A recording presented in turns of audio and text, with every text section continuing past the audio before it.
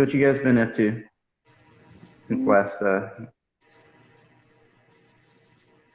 Lots of yoga for me. nothing? I'm doing yoga teacher training. Wow, cool. So yeah, it was kind of like a last minute thing. One of my really good friends from Boulder was like, "Hey man, I'm doing this teacher training thing and you should do it too. It's going to take 2 months." And I was like, I don't know if I really want to spend 2 months in Colorado. So I took like a week and then I was like, you know what, why not? It's really nice in Colorado in the summer. And, I could actually use just like yoga every day. It's been really good. Like I've been just getting more and more flexible and my mind feels a lot clearer and Interesting. I just feel like I'm making a lot of progress. So good stuff. Plus I found this thing. Yeah, man. A softball for rolling out your joints Do and you your mind spine. grabbing my backpack from it? Dude, speaking of rolling, it's been one of my hobbies for the past few years to figure out how to roll out all that soft tissue, whether it's like your quads, your hamstrings, your glutes. For me, I've got a lot of problems like right here in my neck that tend to kind of make my head, pulls it forward a lot. So I've just kind of developed different methods of being able to roll out all kinds of stuff. Have you ever tried your spine? Just like right on your spine. Oh yeah, I've got a lacrosse ball. You know what I'm talking about, like a hard rubber ball. It's real similar to the one you have, but it's a little bit smaller. Yeah, and pretty much every day I'll roll out my spine. Yeah, for me, at some point here in the next few months, I think I'm going to start a podcast where I basically show people how to do this, because some of the things to get some of the muscles that I figured out, like some of these things are not like necessarily the easiest thing to figure out.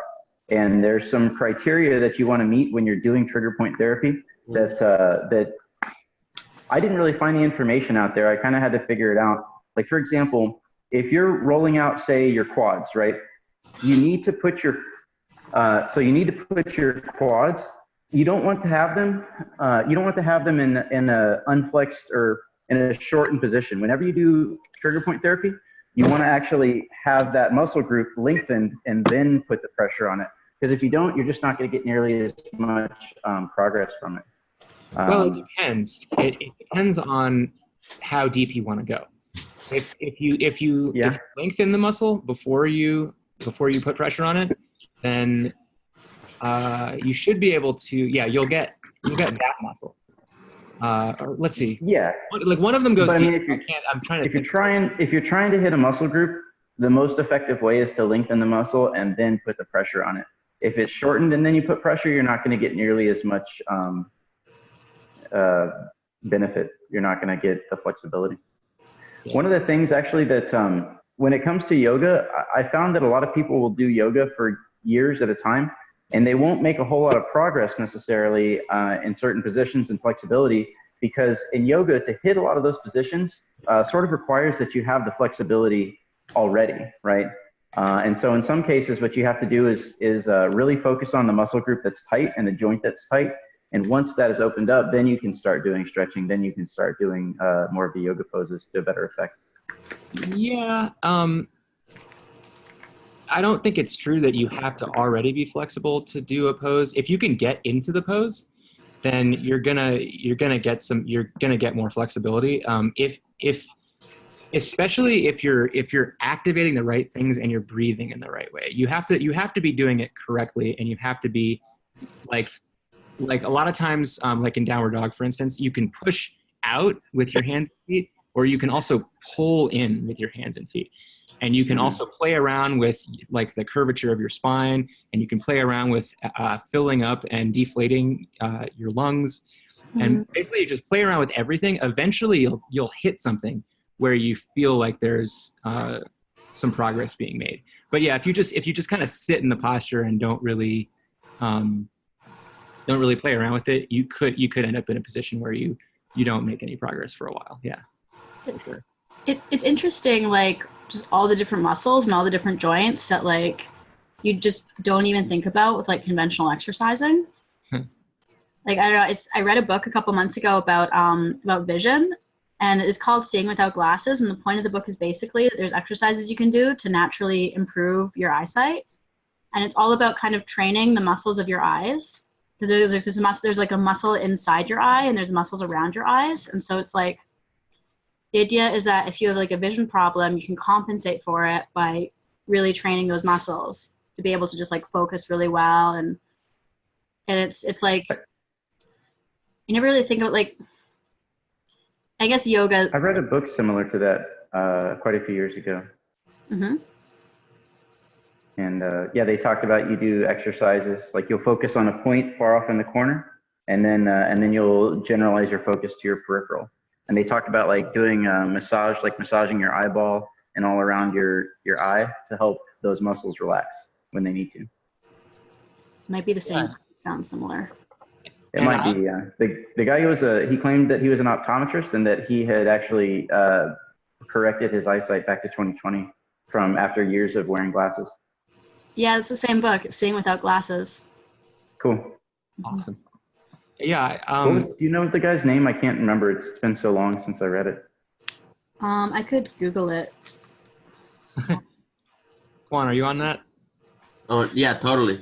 Yeah. Are you going to be our Google guy? Half an hour. Okay. I see you like researching furiously. He didn't do his homework. He's trying to finish the book. He's just reading 12 Rules for Life. Yeah. Oh yeah, God, I read that a few months back. You guys are gonna have to jog my memory on that. Yeah. I swear. Okay, wait. The guy's name is Roberto Kaplan. I'll link to it under the video. I guess this is cool. This is like a pre-chat. So to kind of add what you were talking about, Ariel, with like all these little random muscles and how we don't pay attention to them.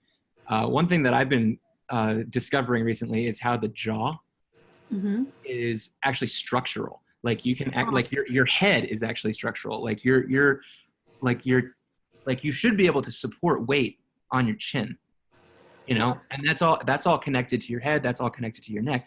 And so some people do this thing called craniosacral therapy, where like, I don't know, they get like the muscles up here, like the muscles of the jaw, the muscles of like the behind the ears and stuff, like palpated, and it helps release tension. And I think what's happening is that basically people don't use the muscles in that way very often, because we're constantly just sitting there and our neck is just in one position. We're just holding it up.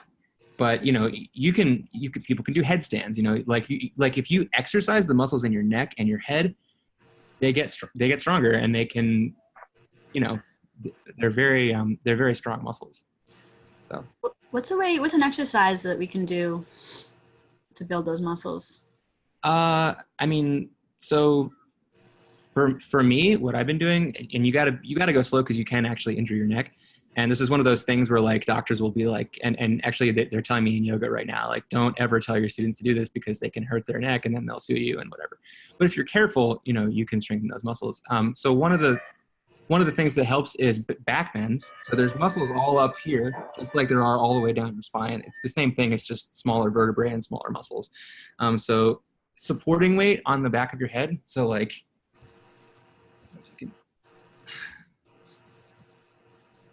just doing something like this, and just like pulling up on your head, that'll strengthen the muscles in the back of your neck. And then for the side of your head, you can roll it out like this. And then, like I said, your chin can also support weight. And actually, I was doing this last night. I was like going different positions with your chin. My chin can actually go all the way down to my neck, and it actually protects the neck.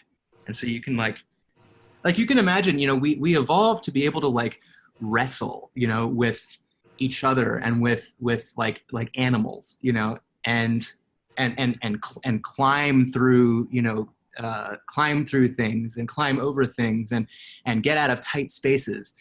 And so, the head is actually a bigger component in that than people give it credit for. So. Interesting. And like I said, like this, you can stretch that really far. Wow. So wait, what muscle are you going for with the chin? Like, is it? So there's all these jaw muscles, like back in here that go up to your head. Okay. And I felt them like massively stretch out yesterday, and it was really it really relaxed my head. Like I felt like my head was like less tense afterwards. Cool. Yeah. No, but like you were saying, I mean, there's basically just muscles, like tiny little muscles everywhere. Your body's just encased in muscles. I actually went to a cadaver lab for this yoga teacher training, which was really, really just mind blowing. Just being able to actually see all those muscles physically is just, there's no substitute for that. So yeah, I mean, your whole body is just encased in muscles, and like most of them we don't use at all, or very rarely. But it turns out that you can work all of them out and strengthen them.